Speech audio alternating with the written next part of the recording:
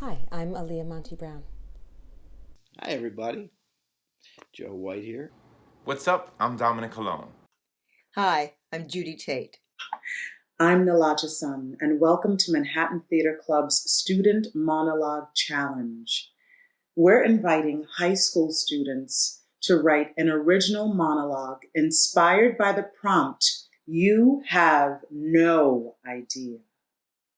Each week this fall, we'll publish outstanding submissions to our webpage. And then, of those, the most exceptional will be performed by professional actors and then posted on Manhattan Theater Club's social media platforms this November and December so that we can bask in the glories that are you.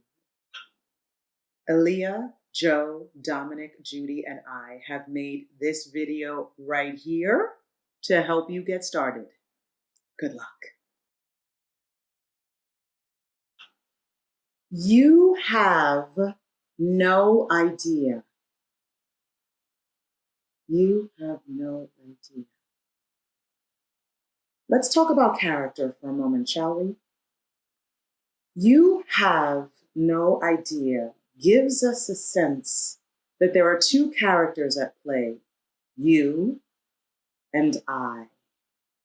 I am the one who is speaking to you. So who is I? Let's talk about I. Where is I from? What is I's occupation? What are I's dreams? Is I even a person? Maybe I is a thing. What is I's life motto? Let's talk about you. Who is you? How old is you? Is you older than I? Now maybe there's a status situation happening here. You. Where is you from? Where is you from? You and I and you. Two characters in the phrase, you have no idea.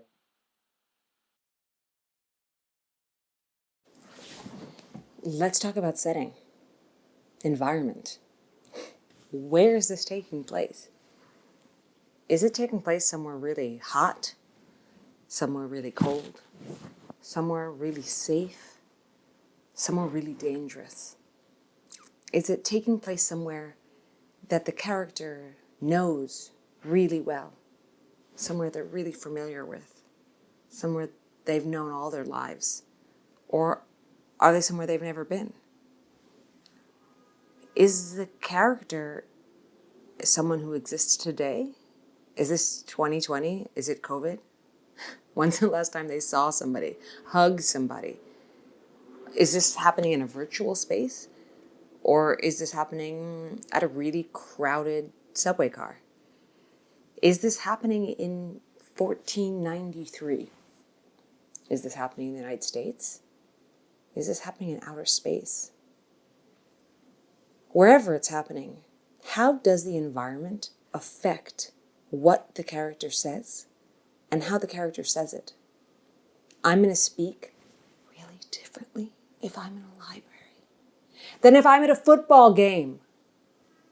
I'm going to behave very differently if I'm at my mother's dinner table or if I'm at my brand new boyfriend's dinner table and I want to make the best impression on his family.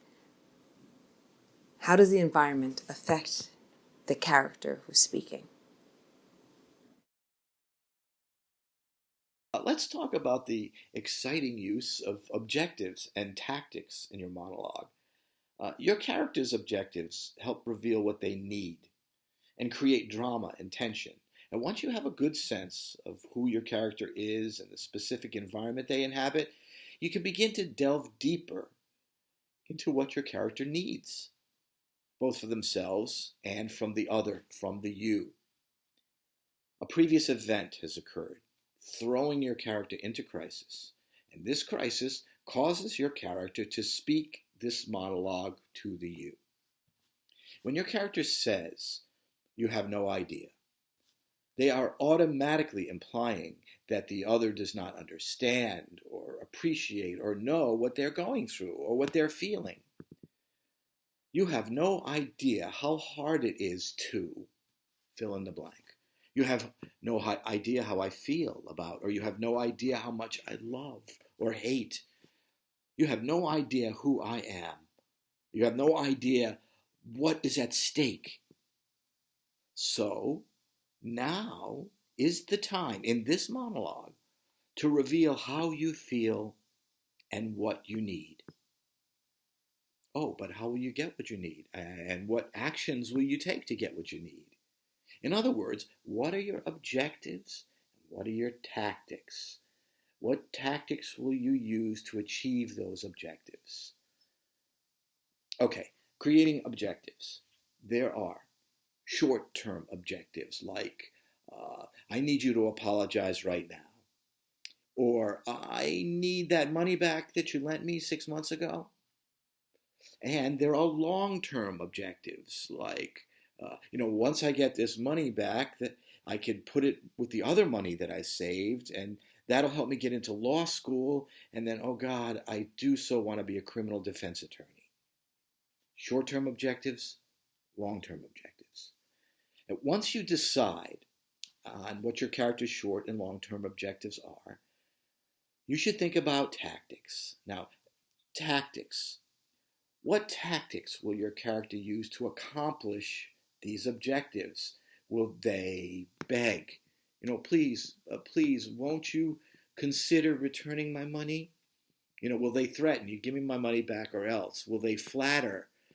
Before we talk about the money, did I tell you how good you look today? No, I did? Well, you do. You look really good.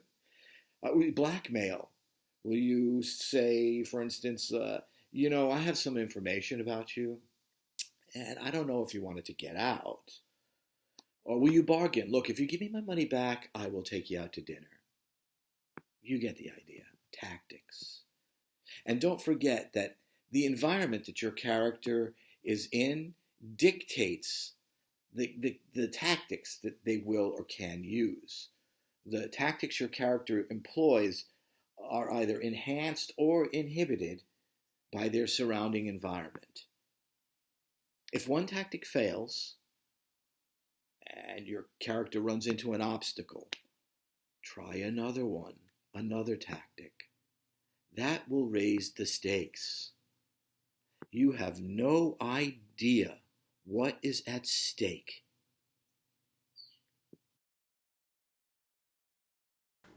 Urgency. Urgency is one of the most important parts of playwriting. If something is urgent, you need to take care of it right then, right there, and we need to know why. It's important.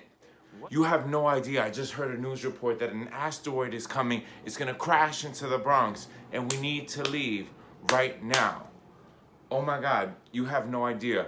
I just found out my crush is moving to Germany tomorrow, and if I don't say something about it now, I'm never gonna get a chance to do it. Oh my God, you have no idea. I just found out that mom lied about the rent, and we have an eviction notice, and if we don't pay in 72 hours, if we don't get the money in 72 hours, we have to leave. A reason why it's important. And urgency is the key.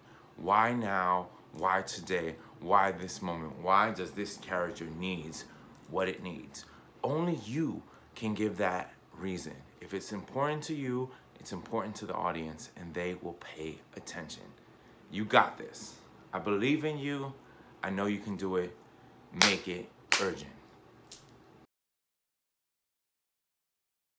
We're going to talk about connecting language to the intentions of your monologue. You've already created your character. You thought about who they are. Who they are will be explored through the language that you use. So if you've made decisions about your character's education level, wonderful. That's going to change their language. If you've made a decision about where they come from, are they from New York? Are they from the Midwest? Are they from California? That's going to change their language. Are they articulate and smooth talking? Or are they more reticent, and do they have maybe verbal tics? That's going to change what you write in the monologue. So think about language as action. You know, the monologue is action in language. And when we say action, we're talking about what the character does to get what they want. I may bark at a young kid who just stepped on my brand new polished shoe, but I wouldn't bark at my boss if he stepped on my polished shoe. In fact, I might go out of my way to make him feel like it's okay. That's an example of how you'll think about connecting the language with what the character is doing. It might not seem really natural for a kid in school to use the same language that an attorney uses in a court of law. If the kid in school were doing that, then that would mean something pretty special, like he's very advanced or he's trying to put on airs. So the language that you use for your characters is very important. Also, it's going to be condensed. In life, we use a lot of filler. There's a lot of air in it. You only want to say the very important things, the things that your character really has to say. There are a lot of things in his mind, but only some of those come out in the monologue.